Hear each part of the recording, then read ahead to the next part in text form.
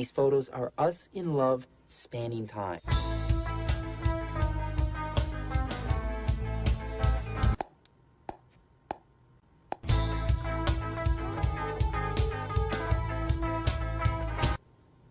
What are you doing? What are you doing? What? Don't touch me.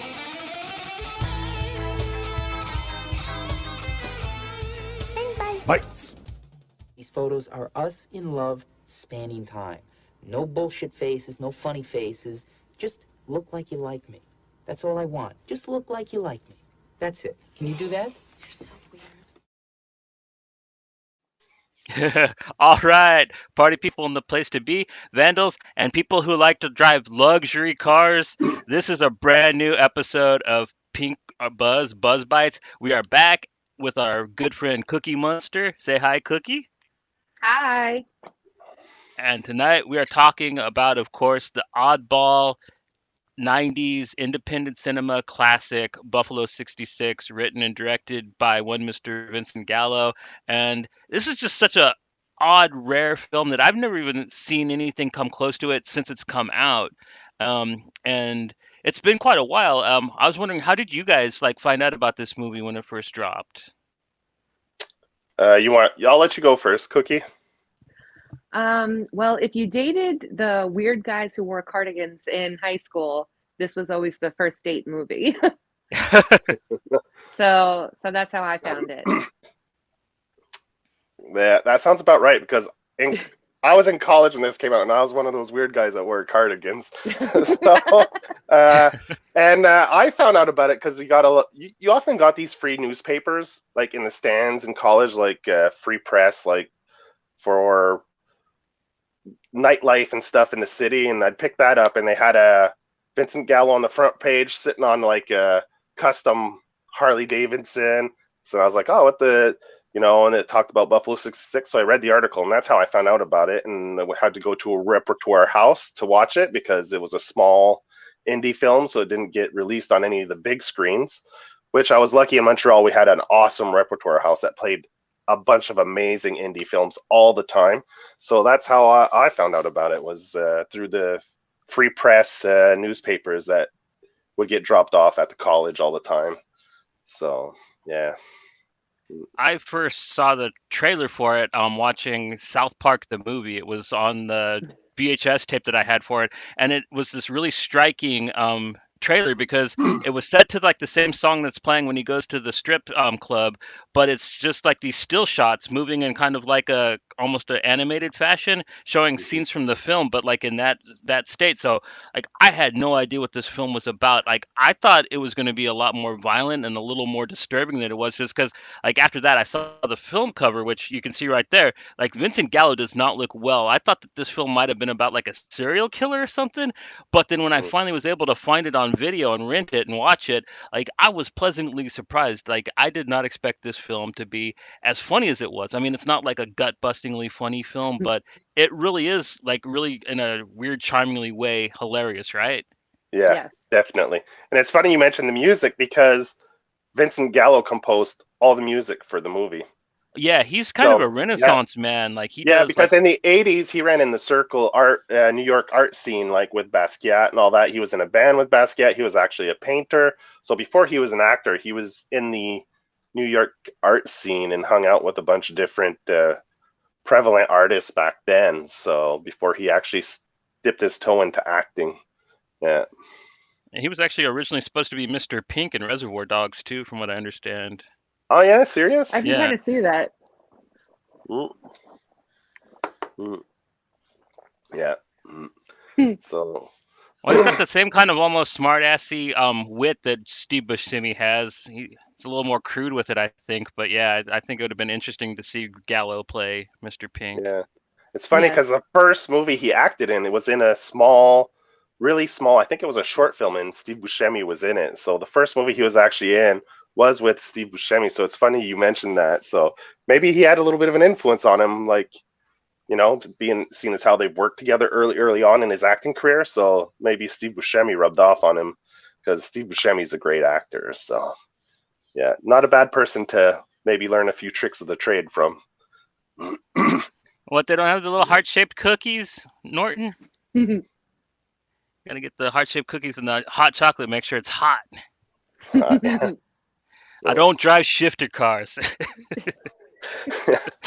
Luxury. Luxury car. Cadillac. That's what I drive. Yeah.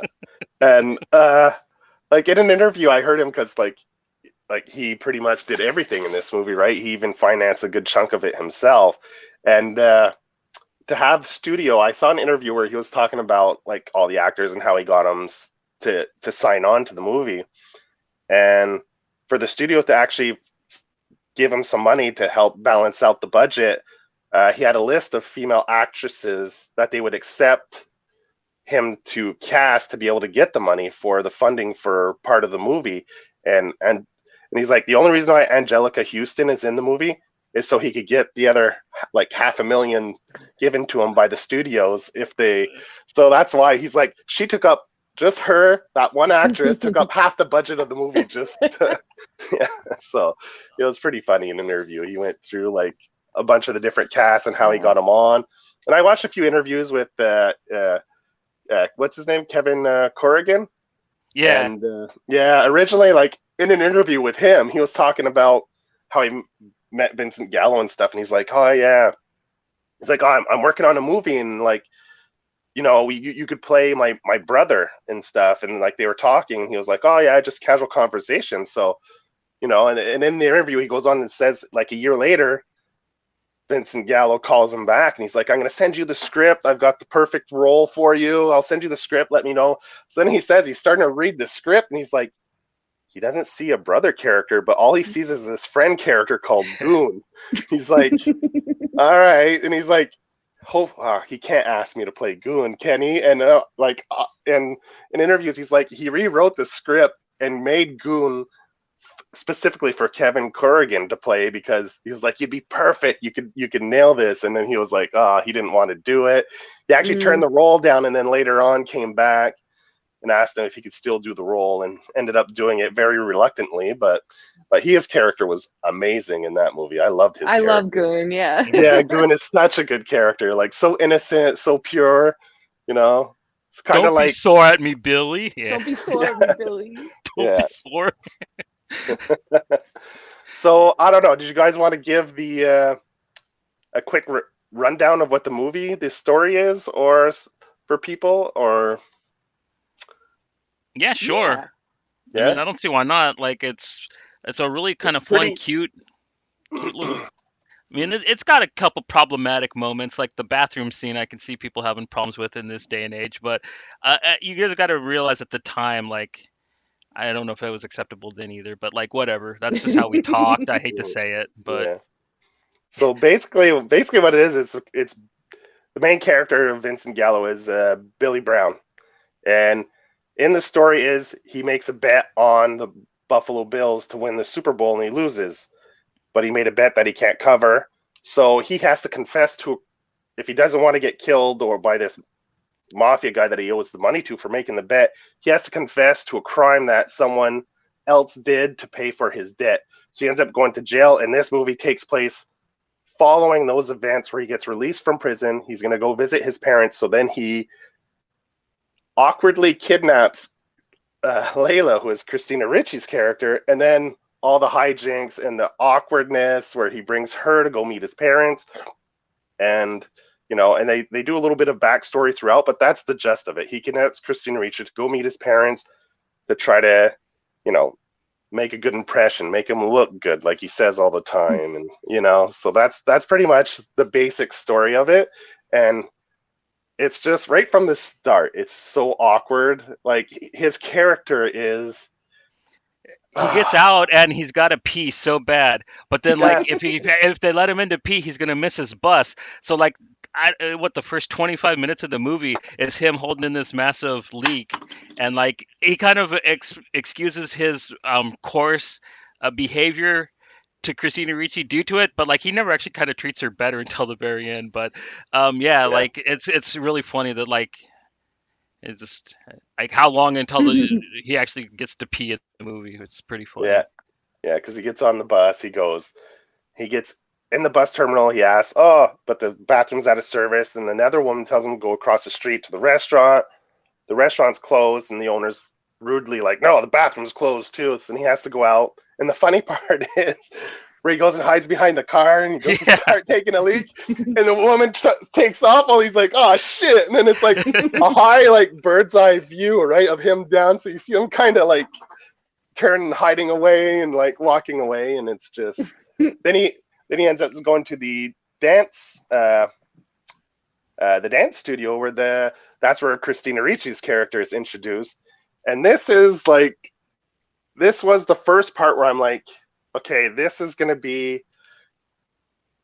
where you really get, I think, the tone of what this movie is going to be, is that first scene when he goes, and it's a tap class, and you have Christina Ricci, which is, I was used to seeing her in Addams Family. Then she did like Casper, like these little family movies where she plays a little young girl. Then all of a sudden, the first scene of Christina Ricci is her tap dancing. It's shot from maybe mid-waist up. She's wearing this little dress that cuts super low. Her hair is dyed blonde. And let me just tell you, Christina Ricci isn't a little girl anymore in this. She's just tap dancing. She's doing like this little move where it's, and they put her in, they must have, her bosoms are just bouncing just gently, they're all over the gingerly place, bouncing, and she's just doing the little tap number, and she has that super innocent look, and that's where I'm like, oh, okay, this is gonna be an interesting movie, like sweet little innocent Christina Ricci isn't so little and sweet anymore. No. Yeah, and that's and it's a very kind of purposely done is her outfit. She wears like this little cardigan, but with and it's like a powder blue, so it's not like a super sensual or sexy color to pick for the dress, and it's like a white or a little bit of an off-white cardigan. Then her tights are like powder blue as well, aren't they? Yeah. And it's just a normal pair of tights, and then she has a slightly so it toes that line between innocent little girl and sexy girl. Like they kind of play off the two sides, so it's you almost like you're like, oh, it almost makes you feel bad or guilty about thinking of her in a sexual way, because they still kind of lean towards like she's a little girl, kind of like it's such a dress weird, her like a doll. It's weird. Yeah, kind of like a doll. It's very weird. Like it's kind of like you don't. Oh, well, like you were saying, like the colors, it's almost like the colors that an old person would wear. But like you're saying, it's kind of a cute dress on a pretty girl. So it's like I was saying, like I think that's the reason why the movie kind of reminds me of Napoleon Dynamite, is the weird color choices of the clothing in the movie. Yeah. Well, and it was also the 90s, so the powder blue baby doll dresses were kind of cute. Yeah. Yeah, you got to hold the fashion of the time. But then again, I don't know anybody that dresses like Vincent Gallo, how he did in the movie. Like we all wore big old pants at that time, so he was like the first guy wearing skinny jeans back then. Yeah. Yeah, I didn't wear the skinny jeans like that, but I dressed with went to like the thrift shops and got those leather jackets and stuff, and with the weird t-shirt, like he had that cut off striped shirt when he goes bowling there. That's definitely a look, right? With the red. No one was definitely not wearing those shoes though. He with those bright red fucking zip up. His boots. They were like Austin Powers' boots, man. Like they zipped up the side. They're like fine Italian, like leather boots. Yeah. It's definitely, it had its own aesthetic and look for sure. This movie, like, definitely, and it was all shot. Well, actually, it's kind of semi-autobiographical, for him, because the parents were based on his parents. He actually grew up in Buffalo. He was born there and grew up there. So it's almost a autobiography about himself, but with a few changes. Like a lot of it was inspired by like people in his life and stuff, but it wasn't like a straight, he kind of integrated it in a little bit. So it's kind of interesting that a lot of this stuff was inspired by what he lived through his life. So it's kind of interesting. And Yeah, in interviews, they talk about how it was freaking cold because they filmed it in the fall. Oh yeah, like Christina Ricci was like, I was freezing my ass off the whole time with that little skimpy dress, and it's cold out, and yeah. Oh, that's one thing about the movie. You can tell, like, it actually kind of looks chilly when you watch the film. Like, I think the way the film's color graded into it, it almost gives it like a colder look too. I love the way the film looks. Like, it's all kind of muted grays and blues. Like, really neat looking film. Mm-hmm. And I think this movie has probably the first instance where you really see what mansplaining is.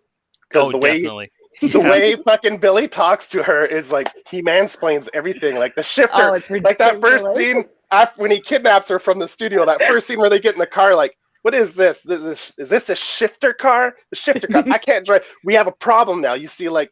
Then he explains what a luxury car is to her, and the way he says it, like, luxury cars. You know what a luxury car is? A Cadillac. A Cadillac Eldorado.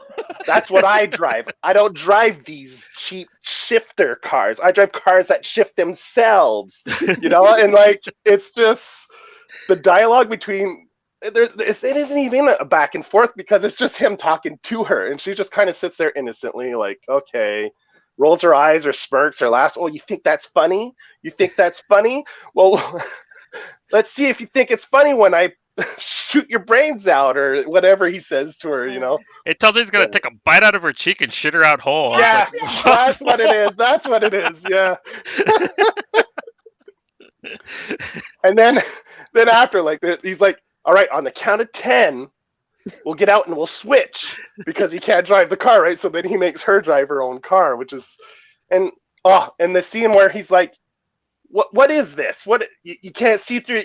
You don't wash your car, and then he gets out and like washing, and she's just sitting there like she could probably take off a million times, but for the sake of the movie, she doesn't, and it's just hilarious. And like giving her a lecture on how she doesn't keep her windshield clean. She had no wiper fluid. Yeah. This is disgusting. Oh my god. And then, like, he makes her, after he's kidnapped her for about 5 minutes, he makes her pull over so he can finally take a leak. And like he tells her to keep her hands on the dashboard. She could have drove away. Like, it's really interesting that she sticks around, but like it's hella funny. She kind of glances over at him. Don't look! Oh, dude. Don't look. No one told you could look. Don't look away. And then he runs back, and gets in the car, and he's like, whoo, you see he's super relieved, right? Then instantly he's like, okay, I want to apologize. So sorry. Yeah, I'm so sorry. He apologizes to her. I've had to take a leak for like an hour. I've been backed up. Then he starts explaining the whole situation, how he's backed up. And then he's like, and that's when he makes the proposition, right? He wants her to play his wife, to go visit his parents, and make him look good.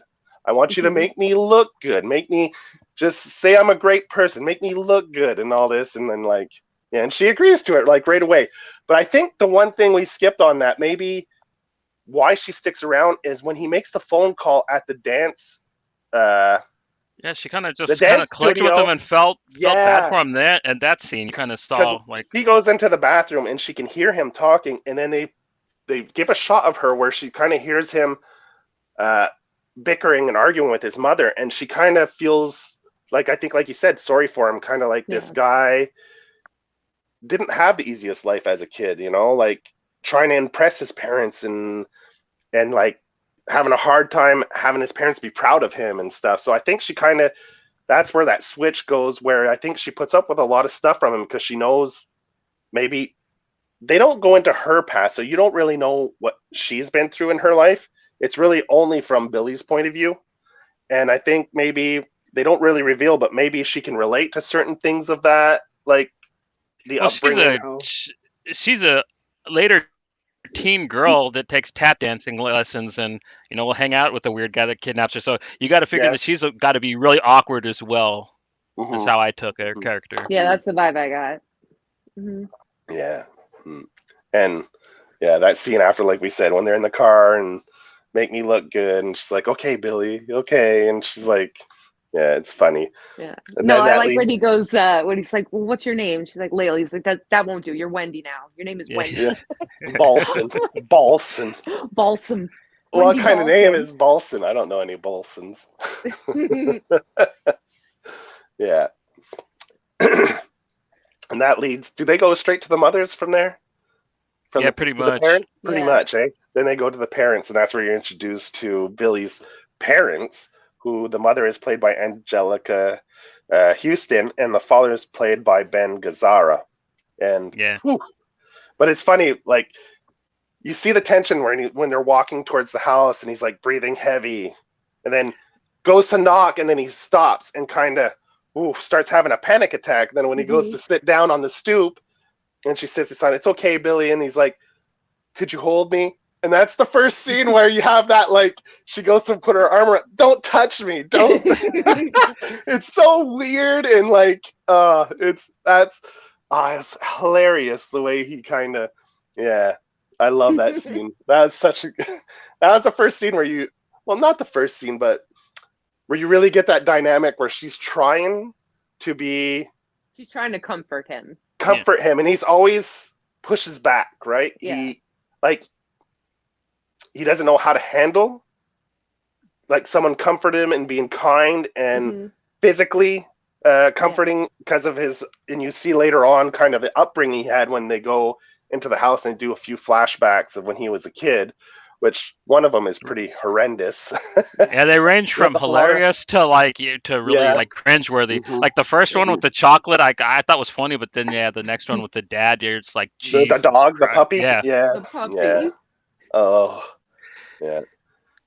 And the father who's playing, like, he goes in and right away you see how the family dynamics is so awkward. The mother is football obsessed, like number one priority in her life is the Buffalo Bills, and everything else comes after. So Billy's whole life he's had to compete with the football team for his mother's love, and his father almost seemed like someone who never wanted kids, because right away when he shows up at the door, right?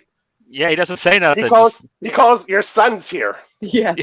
Like, he doesn't even refer to him as his own son. He just, and like his face is just like, oh shit, like, yeah. Why is this happening today? Like that's how he looks, and like you're just like, Jesus, dude, like. And I don't know if he's supposed to be like the creepy grandpa or the I got that feeling from him. The handsy uncle. The only time he shows any kind of like upbeat kindness at all, is when he like, oh, come back, and he starts hugging her and stuff. And Daddy loves you. Daddy loves my new daughter. Yeah. Like, my new daughter sit in my lap. Yeah, so creepy, dude. It's so gross. Yeah. And then that leads to one of the first kind of cool scenes. The framing and the colors and the cinematic is where she wants, because he says that he used to sing when he was younger, and she wants to hear his tapes. So they go into the bedroom, and this is where you think the movie, like where when we were off air, where Johnny says, you thought this movie was going to be dark, depressing, and really, so you think when they go in, because it's the father and her that goes into the room, and you think because of the sit on daddy's lap before, you think maybe this is leading to something that's going to be extremely heavy subject matter and stuff, but no. She sits on the bed, there's a nice red wall, and the light just kind of spotlights on her, where the lighting changes to like almost an old school musical. Yeah, exactly. So you have him singing with the same lighting, and you have her watching in amazement and astonishment. Like, he's got her undivided attention. Like, and that scene just goes completely against what I thought was coming, whereas maybe he was going to try something, but no, he just plays his music, he sings, and obviously you get to see that this terrible person is capable of doing something beautiful, like if he's prompted to, which was kind of a neat little scene in itself. For a very brief period of time. Yeah. Because she wants another song, and then boom, he's back. Yeah, he hulks out on her. No more songs. So, it comes I'll right give you back, a tape when you're leaving. That's it. Yeah. So I love that scene from the house scene. That's one of the first scenes where you see it.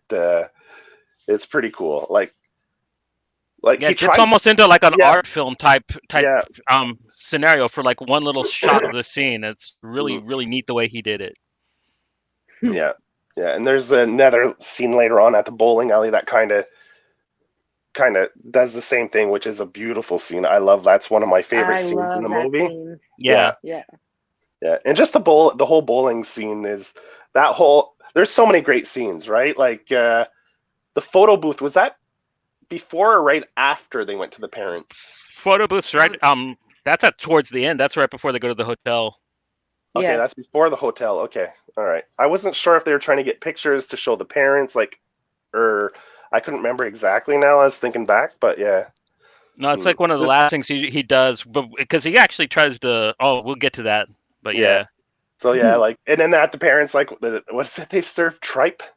Tripe, yeah, dude. Tripe. Ew, like that is just. I would have been so out of the house if I was her, dude. Like, that's true. In the car, she's like, "Oh, I hope your parents are vegetarian because I don't ever eat meat." And then, like, at the table where Billy's like, "Yeah, isn't that your favorite? Give her more, Ma. Eat up. You love it. It's your favorite." It. Yeah. Then he's like, "Give her more, Ma." Then like the father's like, "No, everyone gets the same amount. Everyone gets even." Yeah, everybody gets the same. Yeah. That scene was so good. And then she goes into her story about how they met. And she goes over the top and like just the talk about how she like worked at a typing pool of the CIA. Yeah. Yeah. And you see he's like like the father's like Billy, like, nah, this is it. Yeah. Then obviously Billy, after they leave, like, I just said make me look good. Don't, like, my father knew it was bullshit. And then he's giving her shit for the story she said. And it's just too good. Yeah. Yeah. And isn't that where they have because she asked, "Oh, did you like football as well?" Right? Layla asked Billy, and that's where he has a flashback to where he made that bet that got him into trouble, I think, right? Yeah, and that's where one of the scenes with Goon in the background, where he's making the bet. I'd like to place 10,000. No, 10,000, Billy, that's too much. Like, yeah, that's too much. That's Billy, you got $10,000. Yeah, that's it. That's freaking out. Yeah. Yeah, then. But Mickey Rourke plays the loan shark that like makes him have to, which was an amazing cameo at the time because Mickey Rourke wasn't acting at this time. It was when he was still boxing. So. Yeah. Every time I watch the movie, I always forget that he's in it, and it's like a pleasant surprise. Yeah, that one scene. I'm like, oh. Yeah. Yeah. And like, what was the flashback scene where Goon is at? I think he's the only one that ever went and saw Billy in prison. Yeah. Because he didn't tell anybody. Yeah. So Goon, I think, was the only one who knew. Yeah. And that flashback scene where he's giving him the envelopes, is that in the beginning, near the end? I don't remember where that is because it's a flashback, so I have a hard time. That's at the parents' house. That's the mom is. It's after she's telling the story, and the mom makes her watch the one play of the football game, and then she looks at Billy and goes, "Did you love the Bills too?" And he has the flashback, and it kind of plays the whole thing, and it ends like right after the whole scene with Goon and the envelopes. Yeah, that's another great scene where he's the envelope. This is. Don't fuck me on this, Goon. Don't fuck me on this, man. You got it. It doesn't matter. Just send it. It's got the month. Send this on June. On it. June. Anytime in June. Doesn't matter the date. Do you know when Christmas is? Do you know when Christmas is, Goon? Yeah, just drop it in the mailbox. Don't fuck me on this, Goon. Don't fuck me.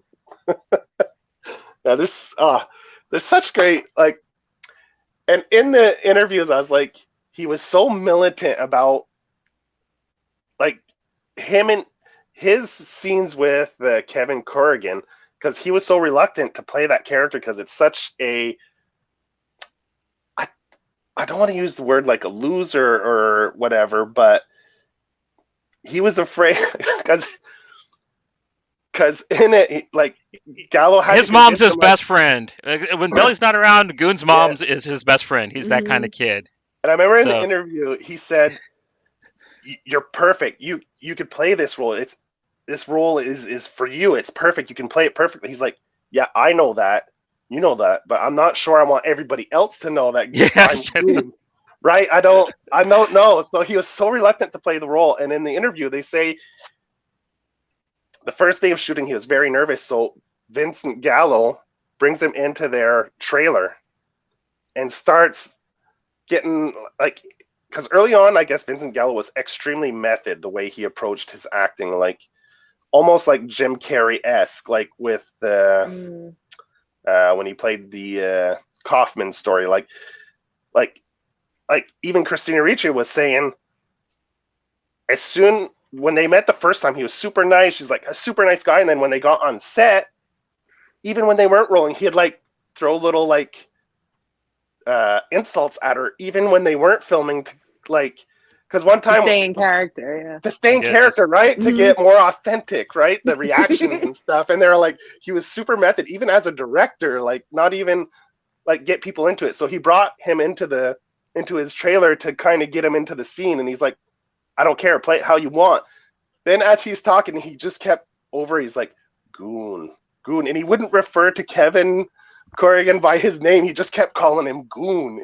And then all of a sudden they kind of not really rehearsing, just talking, but talking in character, like he was Billy, and like making him till he got into the rhythm. And then after that, it went super well. And so that's awesome.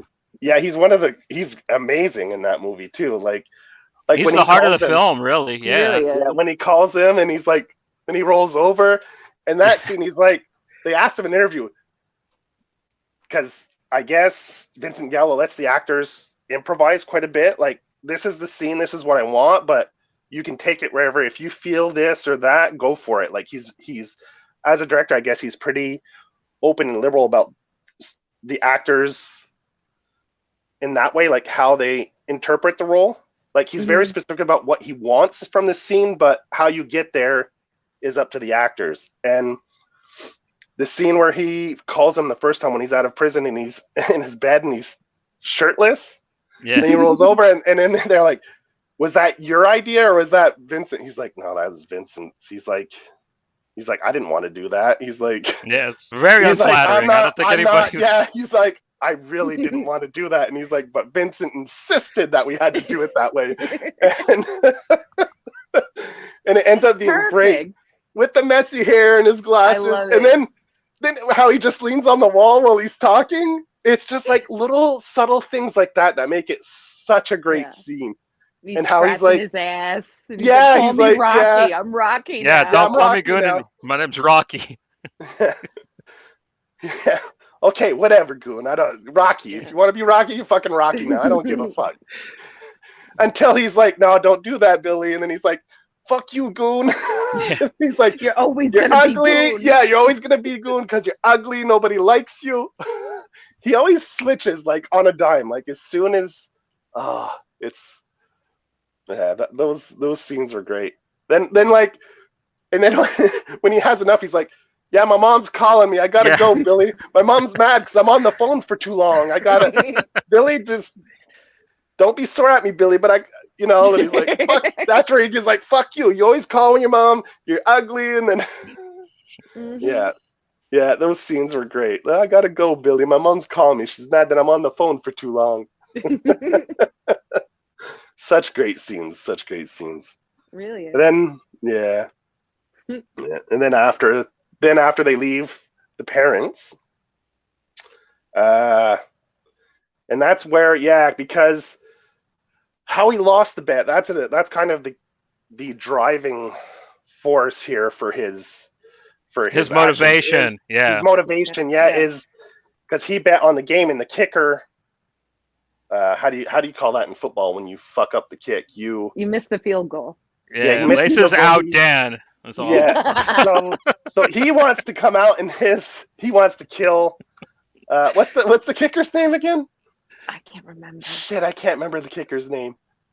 Batson? No. What's his? Anyway, he wants to get out and he wants to kill. His goal is to murder this kicker for ruining his life. And that's where you're not going to do that bad thing, are you, Billy? That bad thing you were talking about, Goon. And he's like, no. And so then that's his motivation. So they leave. And that's why he calls Goon, is to find out where he lives, like his address, any information he could get to try to find him. And then that's where Goon tells him like he runs a strip club. Yeah. And then he's like, what? That motherfucker has a strip club and all this. So then he looks it up in the phone book, calls the strip club, and he gets I think an answering machine or some kind of welcoming. And he's like, and at the end, it's like, sorry for missing that kick. Yes, it's kind of like the knife and turns it, right? So he's like, motherfucker. Yeah. So then he calls and finds out when he's going to be there, and they say he won't be there till like 2 a.m. So he has all this time to kill, right? So he's got to try to find stuff to do, and that's I think when they go to the bowling alley, to kill time. So he goes to the bowling alley. The dude that runs the bowling alley still has his locker. You see the scene where he has a picture of himself with the trophy from bowling, and you see this is where he's in his element. This is where this is like his area of zen, where he's just at peace. This is where Billy is himself, his happy place. Nothing can harm him here. Nothing can get to him. It's like, and you see it in his face, like his shoes, and he's like, "You're my friend, right? We're friends, right? We're with the owner." And he's like, "Yeah, I paid for your locker because you didn't." Because he's like, "I'll get you back." And it's just with all the like shittiness of the movie and like the interactions, it's like a beautiful kind of section of the movie where he goes bowling. Then you have Christina Ricci, where that leads into. Yeah, she goes into this really beautiful dance routine. The tap dance routine, yeah. And then it goes back to him, and the bowling machine starts back up, and he looks over. Hey, stop that! Sit down, because she's distracting him. Just how big of But that tap routine is the sound design of that too. Yeah, like the click and the music and how it shifts and the lighting shifts. The way they transition, almost like an old-time movie. Yeah, it's almost like it goes into like beautiful. Then how it transitions to that, and then how it transitions back to where you said, like, then the sound kind of gets more realistic, where it's not as echoed, and she's walking towards the machine, and she does a click, click, click, and that's where like you said, Billy, like, stop that, you're distracting me. And then it breaks like the whole dream. It's almost like a dream sequence, right? Yeah. So like that, you're almost snapped out of it because Billy like snaps at her. Yeah. Yeah. And that leads to a great scene there where, could I throw a ball? And he's like, yeah, sure, why not? He's in a good mood, right, at this point, because he's throwing strikes, and he's like, yeah, I've still got it. The guy's hot and all this stuff, like boasting himself.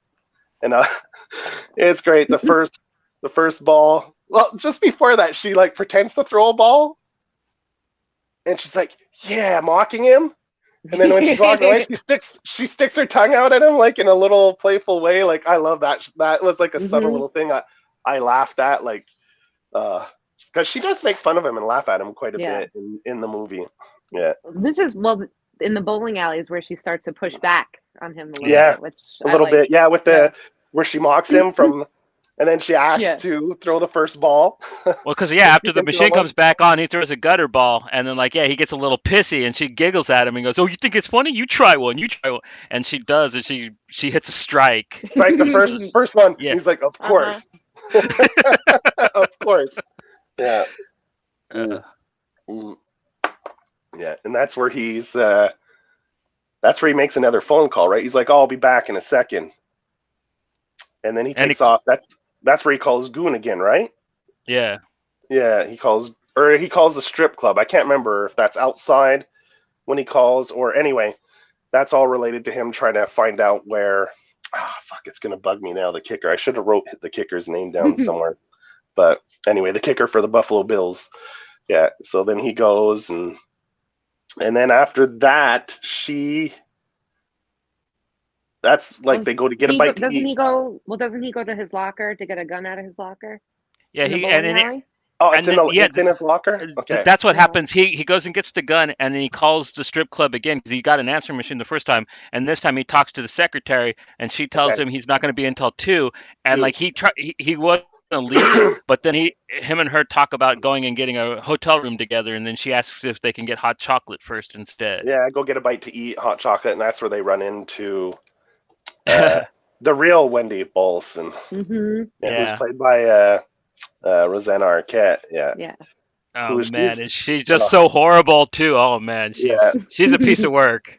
Yeah, and that's where you see where Billy, like, how why he is the way he is, because his social awkwardness and his inability to talk to girls or other people in general, aside from Goon, right? His only real relationship in this whole movie prior to that is the one he had with Goon. Because Goon's the one who comes and sees him to do the envelopes. So Goon is the only real person that cares about him in a certain way. Like, his parents obviously have other priorities. So Goon is the only probably stable relationship he has. Everything else, especially after this scene at the cafe, you see just how his inability to communicate or talk to people or express how he feels to anyone. And that's deeply rooted maybe to his upbringing from his parents, because just to go back, like, oh, could I see some pictures from when Billy was a kid? And it's like, you have that one picture? They only have like the one picture of Billy when he's a kid. So it's like she pulls out this album and she's like, here's me with O.J. Simpson and here's me with all the rest of the Buffalo Bills from '86, and she's got like all these pictures of the Bills. This is the caterers. Yeah. I'm like, oh my god. So it really puts a clear understanding of Billy's inability, like, and how he creates these stories, these lies, to try to make himself look good. Just kind of like he coaxes her into being his wife. Make me look good. Make me look good. Like, all his stories are lies about trying to make him look good to other people. And it really comes through there. And you see, like, the almost panic attack he gets when he sees the Wendy Balson, whatever, there. And he just wants to go. No, let's go. Let's go. And then when she recognizes him, that's where you see he melts into the seat, like he doesn't want to be there. And and that's like, and then she's like, she has the same name as me. When she introduces herself, she's like, I know you, right? We were in third grade together. And he's like, yeah. And she's like, then she kind of gets to know Christina Ricci, does that thing that girls do when they're trying to get into somebody's, trying to start some shit. She's like, hi, how you doing? My name's Wendy Balsam. And like Christina Ricci looks at her and goes, my name's Wendy Balsam too. Just really cute the way she says it. And then how she's like, yeah, I used to see you outside my house all the time. Like, every time I looked out the window, you're always there. Then like Billy's like, yeah, I had a friend that lived in the neighborhood, which was probably obviously another lie. It was so funny. You're always there. Every time I look out the window, you're always there. Then like she'd turn to the guy she's with and like say something that you can't hear, and then and like you could see she was being a total biatch with, like, probably like just you know, I know I was hot shit and I know you're into me, and like I'm just gonna try to rub it in, kind of try to embarrass you in front of this girl and kind of have a laugh about it. Yeah, but then it switches when Billy loses his temper with Layla, because he wants to leave and she just wants a hot chocolate. And then he kind of gets, then you see at the table, they're like, oh shit, you know, like maybe like we took it too far. Maybe I bugged him too much, or and you get that awkwardness. And it's, where he gets Billy, that's probably one of the times where Billy gets really mean to her, where you're like, oh, fuck, that was like really uncalled for. All the other times it's like smart ass remarks, like, you know, like kind of. He gets a little incel-y at this scene. Like, he kind of, oh, you girls do that. And I'm like. Yeah. But this is where he really, I think this is the one that, like, his big crush and this and that. So it really hit him hard. And then he comes back at her, like, in a probably one of the more mean ways throughout the movie. Yeah. And that's where you feel a little bit like kind of, before it's all jokey, you're like, oh, she's just, you know, but that time it was, I think that one cut a little deep. And yeah. Last time I was glad when Layla was like, well, fuck you. and then he just left. Yeah. That was ridiculous. Because he's, you know, all girls are evil. I can get any girl don't I get. Want. Yeah. I don't want them. Yeah, They're just evil. I was like, wow. Yeah. Okay. Dean, the first time he's mean to her. He kidnaps her, yeah, but he does it in such an awkward, non-threatening way that it's almost not even... I mean, he pulled her hair. I mean, he apologized for it, but... Yeah. Sorry, I pulled your hair. Yeah, this is probably a movie that tackles Stockholm Syndrome in the most bizarre, weird way. Yes. Because, like, it's almost instant, though. Like, yeah, but even before she's kidnapped, she's kind of like feels sorry for him and I guess on his side a little bit. Because I mean, like the first time he even meets her, it's after he has an encounter in the bathroom with a gentleman. It's pretty coarse, so I'm not going to cover it. But he runs into her, and he kind of gives her the whole like, "What the fuck are you staring at?" type of thing. And then he asks her for a quarter. And she's like, yeah, I have a quarter. And he's like, well, can I borrow it? And she's like, yeah. And then, can I have it now? Can you fucking give it to me? And like, he's like really short with her the entire time. So yeah. But I do understand what Joey's saying though. He got super mean in the diner scene. Like it was kind of more like he kind of acts like a little kid sometimes, because there's one part where he tells her like, if you make me look good, I'll be your best friend in the whole world, but if you don't, I'll never talk to you again. Yeah, I'll never talk to you again. Yeah. So he's almost reasons like a child with some of the things that he does. Yeah, it's very funny. That's what I meant, like his social skills are very juvenile. Yeah, exactly. Stunted. Yeah. And then after it's frustrating to watch him because you get so mad and you get you're like, oh my god, I want to punch this dude in the face. But when you realize that he's just reacting kind of like a cornered dog or like a beaten puppy, you know, the girl in me is like, I could fix him. So I think that's kind of what it where I think that's kind of where Layla is coming from. Like, I could fix him. It's fine. Yeah, I see that a lot because my wife has that personality trait, where I tell her it's one of your best qualities and worst flaws all rolled up into one, where she always, like, no matter what a person says or does, she's like, that person, there's something good about that person, and if you can just reinforce that, they can become a good person, right? And my wife has that in her, so I see that in the Layla character a lot, like where she's like, he does and says mean or bad things, but there's a kindness to him, you know, where if I can nurture that part of him, he'll become a better person, a good person. And the more you nurture that, the more it'll come out, and the more he'll become that person, and maybe resort less to like the snippy insults and so I definitely get that from it too, like especially from Pat. Like I definitely see a few little parallels there, not completely, but you know, looking for the good in everyone, right? So after the diner scene, is that where they go and do the photo booth? Because he wants to take pictures to send to his parents, right? They did that between the bowling alley and the diner. Okay, and that's where in the intro I took a lot of clips from that. And not all of them, I just took a few, but those are some of my favorite scenes where they're just sitting like spanning time. Yeah. And then like the first time, like you just made me waste $2. Stop it. Do it. I'll do my best. Don't do your best. Do it right. Right. You know, like, like a dad. No, I don't want you to do your best. Just do it right. Yeah. And then like I didn't get to the blue, like where he's like, they take 3 sets of pictures, I think, right? The first time she does like cute little faces. She does like the rabbit ears. Yeah, the rabbit ears. And he's like, don't. And then he's like, let's do it again. And then the second time she kisses him, which flips him out. On the last picture, right on the last bloop, she kisses him. That's where I put it in the, don't touch me, don't. And then, then he gets into a spill, and that's where he's like, supposed to be your wife. Yeah. No, we're a loving couple that don't touch each other. We spend time, but we don't touch. We're a loving couple that spends time together but don't touch each other. And that's when era. Yeah, that's right. Let's change the color in the background. Okay, this is the blue period. This is the blue period where we don't touch each other. We don't make stupid faces. We just sit here and just spend time. Yeah, the blue period. I like that.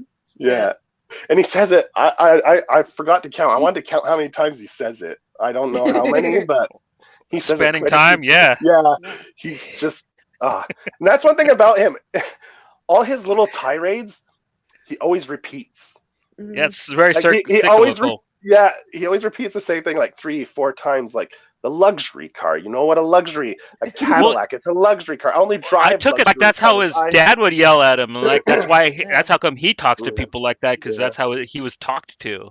Like it just very briefly, but with the scenes with Ben Gazzara, but like they really nailed that in. That like he was treated very shortly by his father, and his mom had no time for him whatsoever. So yeah, she was too busy watching football. But I wonder what their relationship was like when it was like the off season. I don't know. She still fed him chocolate. That he was allergic to, right? Yeah, straight up. Like his face got all swollen up. You love chocolate. Like, yeah, what are you talking about? You always eat chocolate. Yeah. So that's a classic scene, and that's like the scene they used for the poster. And that's one that Johnny referred to, where you look at him and he looks like a serial killer. Like that's him. That's them as a loving couple spending time. That's him. Look at those eyes, man. Like yeah, spending time. Yeah. Oh, I love that. And actually, after we went and watched that movie, we stopped at a photo booth, and we went and took some photo booth pictures after I went and watched the movie with my girlfriend at the time. Yeah, so that was a pretty good date movie, actually. And that was back in the days when movie, I think, because I saw it back in '98 when it first came out, and there's still a bunch of photo booths left in the city. I don't know. I don't even think there's any anymore. Like it, or is it making a comeback? I see them at arcades, but like only like at places where like they have like other coin op stuff. There's another thing that doesn't even exist anymore. How many arcades are there? Right. Specialty ones, and you got to go to like big cities to find them.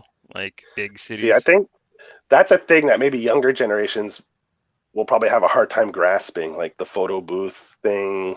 Right. I'm getting old. Well, him using payphones so often in the film. Like I was just watching this. I'm like, I remember like at that time I used to have to use payphones all the time because I had a pager, and my parents would have to get a hold of me when I was out skating and stuff, and I'd have to call them. So like, and I'm like, I wonder if youngsters watching this, like, why is he using that? Like, where's his cell phone? Like, what's a photo booth? Why don't they just take selfies? You know, like. Selfies didn't exist. That's what you had to do to take a selfie. Was going to fucking photo booth, right? Yeah. I don't know. It's if you ask younger kids, you ask them what a pager is, they have no clue, unless they've seen a movie where it's like in it. But otherwise, a kid that's growing up, like, what's a pager? Like even a rotary phone, like, it was a thing. You know, it'd go 9 ticks, tuck, tuck, tuck, tuck, tuck, tuck, tuck, and 4 tuck, tuck, tuck, tuck, tuck, tuck. You know, like, everything's touch screen. It's or even you just tell your phone to call someone and it'll call them. You don't even have to dial anything anymore. Right. Yeah. So after the photo booth, that's when they go and get the hotel room, right? Yeah, and like. And this is like the real kind of awesome character development arc of the film, where you really get to just understand how broke Billy really is. I mean, the bathtub scene, yes. That's where but she's always pushing his limits, though. Yeah. When it comes to his comfort zone, when it comes to physical contact, because he's a person that's very shut out to like physical contact, right? Like the scene where they're laying on the bed, how he's awkwardly like to the edge to get as far away to not so they don't touch each other. Like you said, the bath scene where just he won't make eye don't contact. Look at me. It won't look at me. He's sitting there. He's like sitting there all huddled and and you're not getting in here. You're not getting in here. And then like you get a screen wipe and she's right there in the tub with him. I fucking love that. Like, and she's pushing, like, I think this is like what we touched on, right, Lorraine? Like where she's pushing his limits. Like, Kate, there's good in him. He just needs to break down that wall and get past it, right? To be able to move forward and move past all this negative energy that he gives off. And and Because I think she sees that how he acts is like a show, like when he's talking about the luxury cars, persona, a facade. Yeah, right, exactly. And she sees that it's nothing. So yeah, like he's screaming for help. Right. You know, in ways, there's so many scenes where he's screaming for help, screaming for someone to, you know, and it just takes that one person who's courageous enough and stubborn and diligent enough to like stick with it and just, you know, put up with his shenanigans and bullshit. And she does throughout the whole movie. She does. Yeah. Well, and also because we're getting close to the twist anyways, but like there's a part of the film that like he's building himself up to do something that's gonna, he's not just planning to kill the kicker of the football team. He's planning on taking himself out too. Yeah. And that's another reason why I think he's also being so cold, is like he's got this scenario built in his head that this is how it's going to happen. Because he's like, he kind of believes in absolutes like a little kid does. Like he builds these things up. Like he's convinced that the kicker missed on purpose, and so he's got this whole scenario worked up into his head.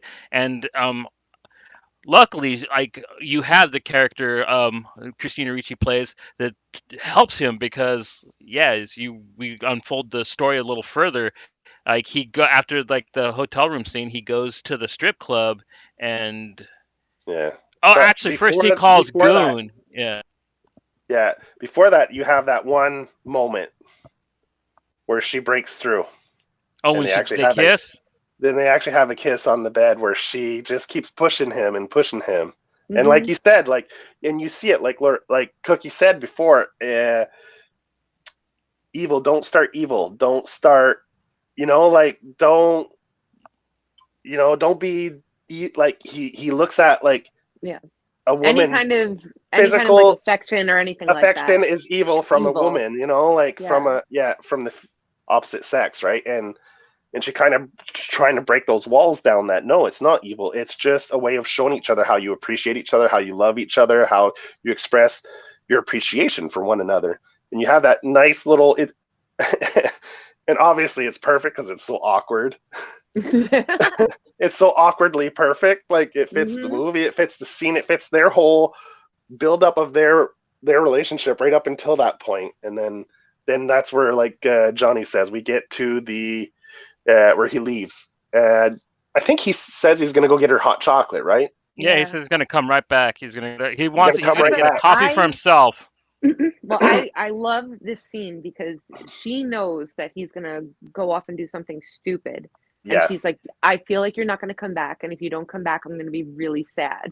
And she's putting that on him to be like, I care about you and I want you to come back. Yeah. Exactly. Yeah, there's that one little moment right before he leaves. Exactly. Yeah. And that's kind of a catalyst for later on. Right. Where it snaps, where it clicks. It just the switch.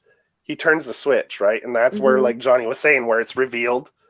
He gets to the strip club. He asks where the kicker is, and obviously now the kicker's retired. He's fat. He's got the mustache. He's got the girls all around him. And that's where that song kicks in that Johnny was talking about earlier on. That song kicks in. It gets more intense. And he walks up to him. And this is where you get that a beautiful shot where like they do in The Matrix, right? Where it's cameras that take shots.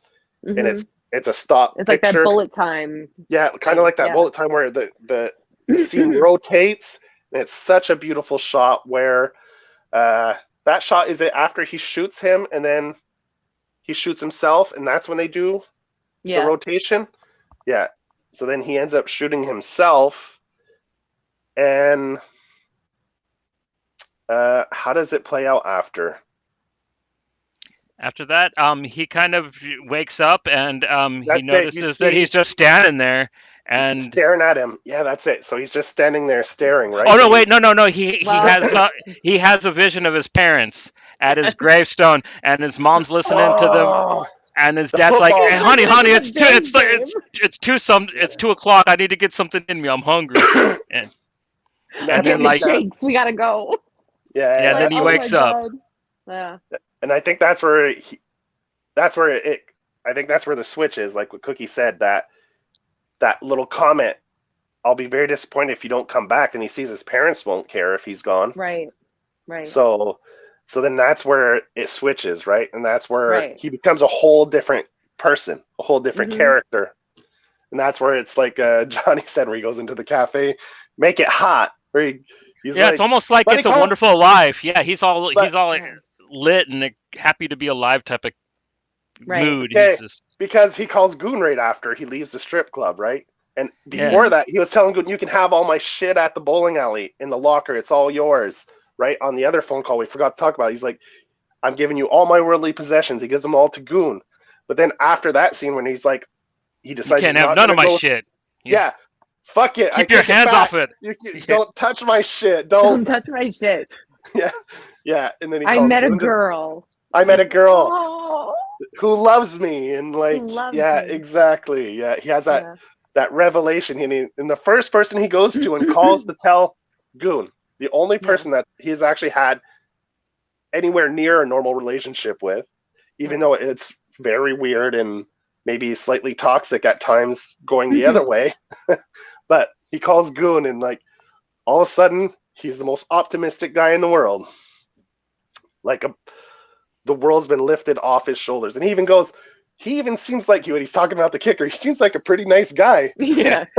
He never said a fucking word to him. we loved him that year. He kicked good until that one game. Yeah, until that one game, like just rationalizing like all his behavior up till then. Like I was being so irrational. I was being crazy. And that's when he goes back to the diner.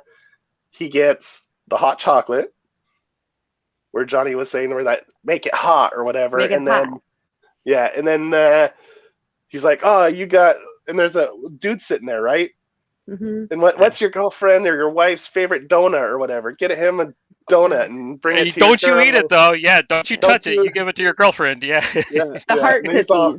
The heart cookies. Oh, it's the cookies. The heart cookies. Yes, okay. The heart cookies. That's what Dean was talking about earlier in the chat. Yeah. Yeah, the heart cookies. Yeah. It's and he goes back, right? And that's it. Billy's saved. As far as we know. As far as we know. We get a nice little the end of them cuddling. It's very cute. Yeah. That's Layla ends up being his salvation in the end. Yeah. If they made a sequel, I'd love to see it based on Goon. Right? Like he should get his own movie. What do you call it? A spin-off. Like do a spin-off and give Goon his own fucking movie. That'd be awesome. I'd watch that. Definitely. Yeah, so that's pretty much Buffalo 66, right? Yeah. Definitely quirky, definitely great one-sided dialogue from Billy just barking at Layla about things that he thinks she knows nothing about. And you could just see it. So like sometimes her reactions, like the way she rolls her eyes when he's talking, or like in the clip I put at the end. Yeah, you're so weird. Yeah. You're weird. So weird. So weird. Yeah, like, there's some great, just little subtle lines, and I'd love to get the DVD. I don't know if he ever did the making, like where they had the directors sit down and talk throughout the movie. I don't know if with the commentary. Yeah, I don't know if he's the type to do commentary, because I've seen interviews with him and he's pretty for that kind of stuff. I don't know if the DVD has commentary on it. I'd never had the DVD or looked into it, but I watched it on VHS and then I watched it on Tubi twice this week. So yeah, like, I literally hadn't seen this movie since like 1998. So yeah, it was pretty fun to revisit it.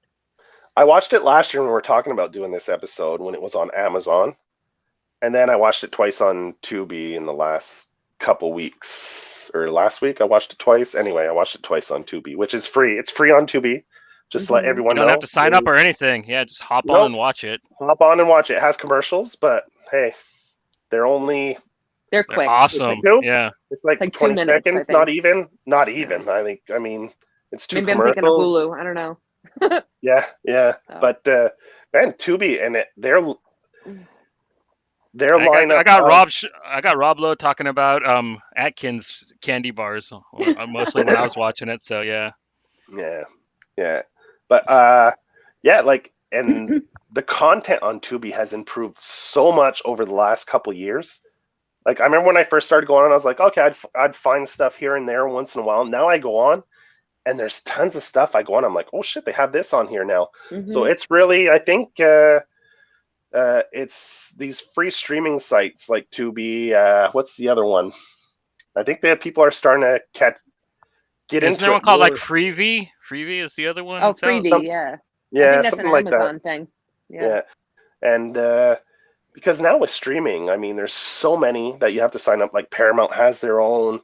Every fucking company has their own streaming. So now they're starting to take their stuff off like Netflix, Amazon to put it to their own streaming. So I think a lot more people are catching on to these free streaming sites that, like the music documentaries on Tubi is amazing. There's tons. And I think Tubi, a lot of the movie stuff that leaves Amazon often goes straight to Tubi after. Like, because when Buffalo 66 left Amazon Prime, it went to Tubi right away after. And I see a lot of common stuff streaming on Amazon does go on Tubi. So they have a similar lineup or lineup of content. So, yeah. Oh, let's just say hi to Chris in the chats. I guess I could say hi to Fulci too, because, you know. Yeah, he fits in the bathtub and eats the bubbles. Yeah, he eats. I won't go into that. That's a Discord conversation. And then this question, Norton, like, no, that's called Brown Bunny. That's Vincent Gallo's other movie. It's interesting. Nothing really happens in it, like, except for like the scene that you speak of. Like, that's pretty much the only thing I really remember from it. But it's shot wonderfully. Like this, it's got a really neat visual style to it. So doesn't have the there's worse same indie charm films to watch. No, Yeah. he's basically like a race car driver that gets bored. Like it's kind of a boring movie. But Buffalo 66 is a lot better in my opinion. Yeah, I think Buffalo 66 is a great film. I love think it. I love it too. It's great. Like, I must have seen it because when it came out, I dubbed it on VHS, so I probably watched it numerous times then too. Like, this is probably one of the, you know how on Twitter people often put give me a list of the movies you've seen at least 20 times. Well, Buffalo 66 will be on that list for me. I've seen it at least 20 times easy. I'm not ashamed to say it. Love this movie. I think it's definitely worth watching. If you like these quirky kind of, like, and the performances are great. Christina Ricci does a great job. Vincent Gallo, that neurotic kind of awkwardness he just nails it too. Goon, like that borderline. I don't know if he's autistic or a little slow, but man, he's got it down too. The parent, great. Angelica Houston does a great job as the Buffalo Bills obsessed mother. I mean, Ben Gazzara. Billy who? Yeah, she forgets who Billy is. Like in one part of the cover, like, and she sells it too. Like, she's actually like she's a terrible person in the film, but it's really kind of charming in a weird way. It's kind of funny. Like, I thought she really performed well in it. Definitely worth, because you said like, well, like the whole movie is just like awkward, charming, pretty much. Yeah. Like you're uncomfortable the whole time. Yeah. Ben Gazzara plays like the completely cold, disinterested father. Does that perfectly. Mickey Rourke has a very small role, but he does it so great. Like, he was so scary. Yeah, like, and how he just reiterates the situation, like a person who makes a bet that he can't cover makes me want to hurt people. And like, just like, you know, like, it's just great. It's a great scene. He does a great job there. And he like the whole spins cast, it like, you know, like, oh, lucky you. My friend lucky. is about to go to prison. But luckily for you, that's it. Lucky for you. Like, Gummo is the second movie to the guy who did Kids. If you ever watched Kids from the 90s, Gummo is his other movie. Yeah, Harmony Korine, it's his other movie. Yeah, it's kind of what I expected Buffalo 66 to be like. It's a very, very dark, really kind of gross movie. but it's got very funny parts too, much like Buffalo 66. But it's a way more disturbing film. Gummo is like. And if you want, go to YouTube and look up Harmony Korine late night interviews, and that's probably the Letterman ones. That's probably more interesting than any movie he's ever made. That kid is such a character, and he's pretty young, I think, when he made those movies, right? He was in his young 20s. He was 13 when he wrote Kids. I think he was like 16 or 17 when he directed Gummo. And like before that, I think he did Trash Humpers, I think was his first movie, which was shot on video, which really young. Yeah. Yeah. Like Kids dude, he wrote Kids when he was 13. Just like think about that film and think about a child writing that. Like, yeah. My That's God. disturbing. Yeah. Well, watch Harmony Korine on them shows. Like, he is a weird little dude, man. Yeah. Kids was another one I saw. See, I saw Buffalo 66 in theaters. I saw Kids when it first came out. But then I was like, see, I'm a slightly older than Johnny, so I was in college when all these movies came out. So, yeah. So, yeah, I didn't have to. That's when I moved to the city and got to. That's one thing I loved about when I moved to the city when I was younger. Because in the country where I lived growing up, you'd only get the blockbusters, right, in these big theaters. And when I moved to the city, like, I just went and saw tons of these movies, like indie films, like Kids, Buffalo 66, you name it. I went and saw all these because we had the small repertoire house where you could go and see all these things and just took it all in. It was crazy. Like, I'd go to the movies like 3 times a week watching all these different movies. It was amazing. That's like, cool. Yeah. So, like, as a country boy going to the city, and like, it was just awesome. I loved it. It was just. When I got older, there was like this little theater downtown called The State, and they kind of eventually started playing indie films. But this was like around when City of God came out and stuff. It was like quite a bit after Buffalo 66 and stuff. Yeah, and what was great about this repertoire house is they play a lot of the old stuff too. Like, that's where I went and saw The Beast that I I went and saw it there. I went and saw a bunch of these European, American indie films, like anything. But they had their monthly schedule where you'd go and, like, you only had maybe 2 occasions where you could go see certain movies. So you didn't, like, if you didn't want to miss your shot, you had to go. Yeah, they played some Takashi Miike movies there. They played, you name it. They played everything. Like, what Miike did you see? Did you see any Miike there, or did they just play it? I saw Ishi the Killer there. Oh man, you got to see Ichi in the theater? I mean, it's not one of my favorites, but I am Mad Jelly. I'd love to see that. And what was the other one I told you? What was the one where he's on the balcony and he's on drugs? I don't know if he's an undercover cop. I always forget the name of that movie. I saw that one in theaters. I'd have to go and check on IMDb which one that one was. But I've seen like 3 Mike movies in the theaters. Which one did you see? Dead or Alive? Yeah, I think that might have been it. Yeah. One of those. And the other one, was it Fudo? The Next Generation? Fudo, that's You saw Fudo in the theater? No shit, with the vagina darts? Oh my God, dude, that movie is so extra. Like, oh man, I would have loved to see that in the theater. Yeah. That place was awesome. I'd go see at least a movie every week at that little repertoire house. It was great. I don't even know if it even exists anymore. I'd have to. What was it called? Cinemods Park, I think that's what it was called. I'd have to go check. I'm gonna go Google it later after we're done. What does that mean? Park is a Park Street. It was on Park Street. And It was called Cinemods Park, Cinema Theater Park Theater. Anyway, and I remember it was underground, so you had to take the escalators down. It was pretty cool. I think they had maybe 2 screens or 1. I can't remember. It was a really small theater that just specialized in all these foreign and indie films. Yeah.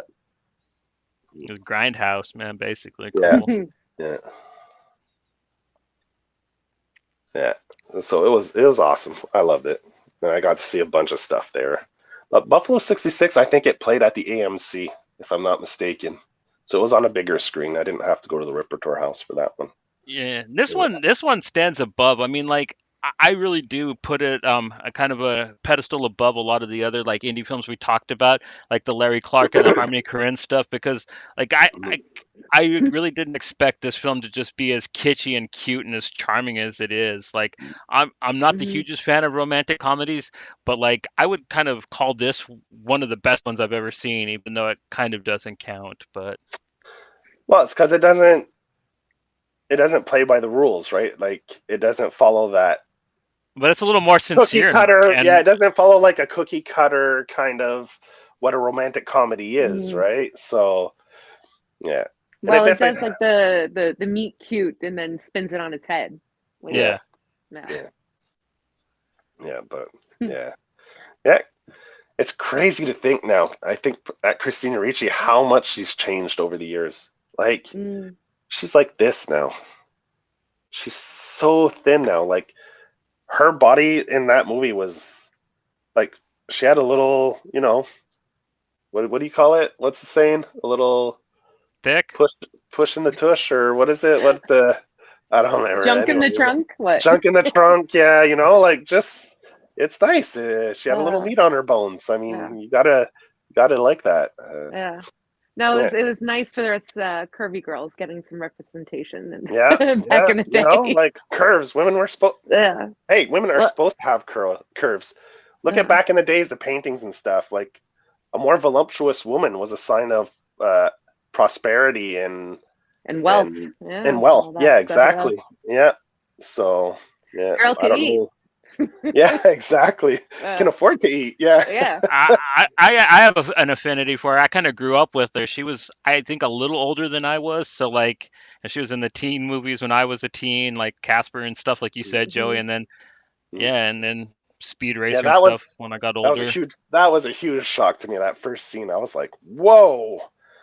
Yeah. No, I went from Casper to Buffalo 66. I didn't see anything she did in between that. No, neither have I.